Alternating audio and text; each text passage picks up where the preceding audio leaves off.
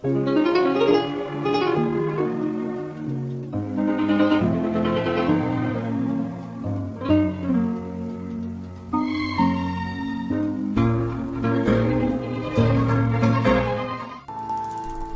apa sih desa mandiri itu? Apakah yang memiliki banyak uang dan fasilitas umum?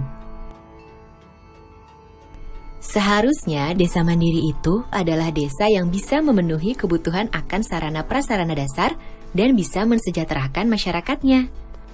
Misalnya masyarakat membutuhkan jalan dan jembatan desa yang bagus, atau saluran irigasi yang bisa diandalkan sepanjang tahun. Nah, itu semua nantinya bisa disediakan dan dikelola oleh desa sendiri loh.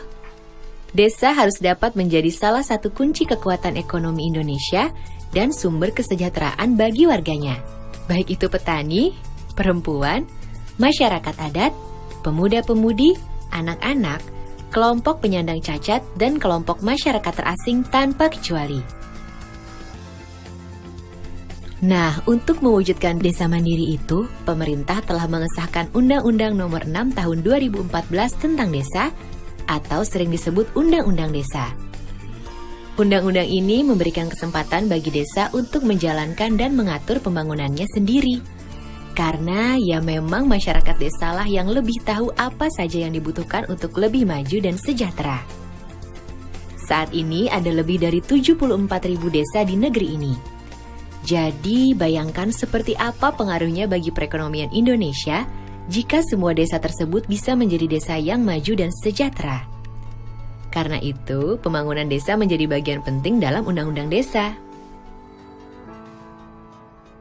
Untuk itu, semua program pembangunan desa harus direncanakan oleh pemerintah desa bersama-sama dengan Badan Permusyawaratan Desa atau BPD dan masyarakat desa. Program-program ini harus dimusyawarahkan agar sesuai dengan kebutuhan masyarakat. Baik itu peningkatan kualitas pelayanan dasar, sarana prasarana dasar, ekonomi desa, dan pemberdayaan masyarakat desa. Semuanya menjadi rencana pembangunan jangka menengah desa atau RPJM desa untuk 6 tahun ke depan yang dituangkan dalam Rencana Kerja Pemerintah Desa atau RKP Desa Tahunan. Jadi, setiap tahun harus dilakukan beberapa kali musyawarah desa untuk mempertajam dan menyepakati rencana kerja dan anggaran desa tahunan. Semua kegiatan tingkat desa harus dapat direncanakan, dilaksanakan, dan diawasi oleh masyarakat desa sendiri. Termasuk juga setiap ada permasalahan atau kebijakan yang menyangkut kepentingan masyarakat desa harus dimusyawarahkan dulu. Dengan Undang-Undang Desa, desa diberikan kepercayaan penuh untuk mengelola anggaran desa sendiri. Dananya cukup besar loh, sesuai luas, jumlah penduduk, dan tingkat kemiskinan per desa. Sedikitnya 70% dari anggaran pendapatan dan belanja desa atau APB desa harus dimanfaatkan untuk pembangunan. Sedang untuk gaji dan operasional perangkat desa tidak boleh lebih dari 30%. Untuk itu, setiap desa harus bisa membuat dan mengelola rencana APB desa secara transparan dan dapat dipertanggungjawabkan. Pemerintah desa harus menjalankan sistem informasi desa, termasuk laporan keuangan desa, yang bisa dilihat dan dipantau oleh siapa saja. Sistem ini juga berguna untuk memberikan saluran bagi masyarakat untuk menyampaikan keluhan yang ditemukan dan perkembangan penyelesaian masalah. Selain itu, Undang-Undang Desa juga membuka kesempatan bagi masyarakat desa untuk mengelola sendiri seluruh aset yang ada di desa. Kemudian, untuk meningkatkan pendapatan desa, desa dapat mendirikan badan usaha milik desa atau disebut BUM desa.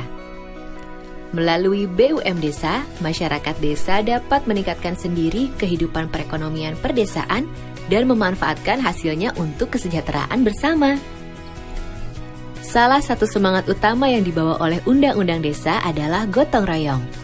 Bukan hanya antara masyarakat yang berada di satu desa saja, tapi juga dengan masyarakat yang ada di desa-desa tetangga.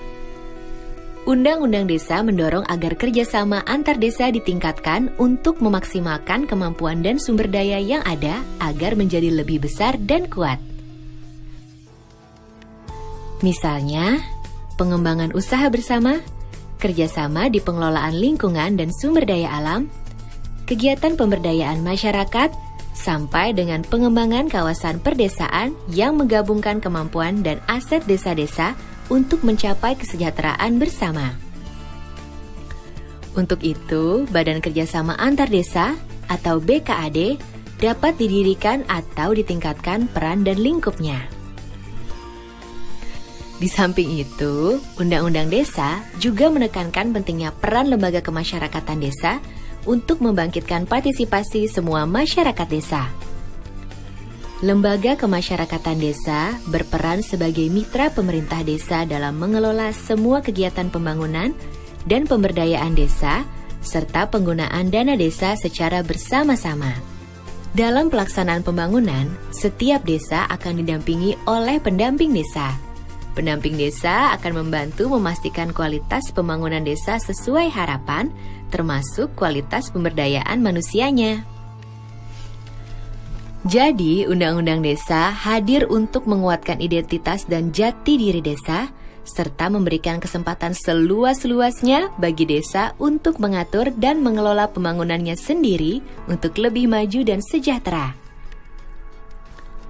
Dengan peran dan dukungan semua pihak sesuai bidangnya masing-masing, tentunya desa mandiri akan segera terwujud. Desa yang menjadi sumber hidup dan kesejahteraan bagi masyarakatnya, desa yang menjaga martabat dan kearifannya, desa yang menjaga lingkungan, budaya dan nilai-nilai tradisionalnya, serta desa yang dibangun dan dijaga secara mandiri dan gotong royong bersama oleh seluruh masyarakatnya. Jadi, ayo kita semua bersama-sama dukung Undang-Undang Desa.